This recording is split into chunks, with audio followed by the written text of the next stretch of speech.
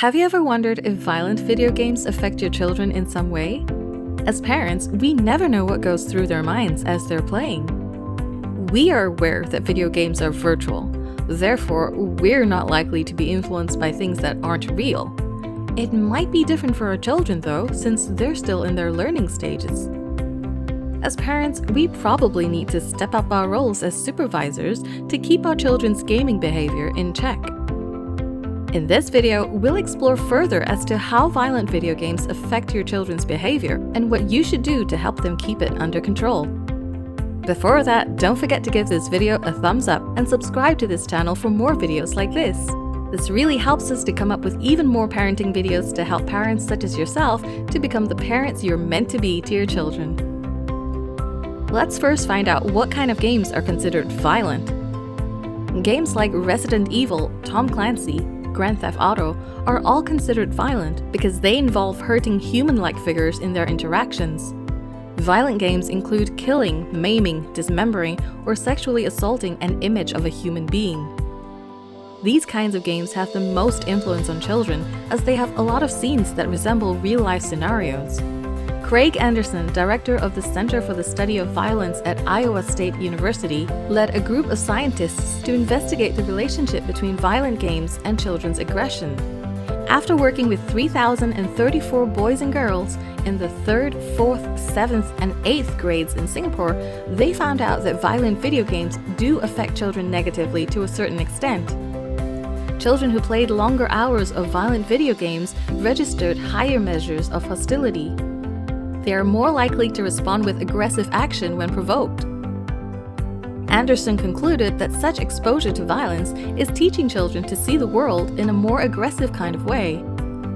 Children who are exposed to violent video games also frequently tend to be desensitized towards aggression. They'll reach a point when aggression is somewhat normal in terms of their thinking, feelings, and behaviors. They'll also show less and less empathy as time goes on. With that being said, parents should definitely try their best to limit their children's exposure to violent games as much as possible. When it comes to monitoring or supervising your children on their video game habits, it's recommended to stay away from confrontational methods. Being strict and confrontational with your children will only drive them away from you and hurt their feelings. So the best way to keep this under control is to set time limits on their screen time. Limiting younger children's exposure to violent games will help them to be less aggressive in real life. As they grow older, they'll learn more mature ways of dealing with conflicts rather than just lashing out irresponsibly. You should also play with them occasionally to monitor their gaming activities. The games they play and the players they play with will influence their mindset and behaviors in real life. You should make sure that your children are interacting with appropriate games and players. Before you let your children even start playing a particular game, pay close attention to the ratings of the game. Game developers are aware that games should be rated according to age groups so that players can play responsibly. Checking out game ratings should be your #1 precautionary step before even letting your children play it. Avoid inappropriate ratings whenever possible. Once in a while, organize a digital detox with your children. Exchange digital consumption for a social activity with their friends or families. Children nowadays stay at home more than they are outdoors. This is definitely thanks to devices and an internet connection. A digital detox will help your children reset their minds and limit their screen time. You could also encourage your children to pursue passion projects instead of gaming all the time. This can replace their gaming habits if done correctly.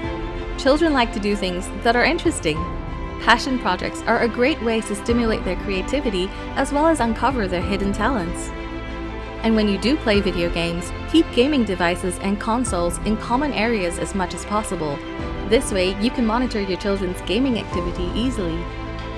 The only downside to this is things could get pretty loud when they're playing. Otherwise, it's a good way to keep your gaming children in check. Violent games may not be reality, but considering children are like sponges, they definitely need guidance in keeping themselves protected from the negative influences from games.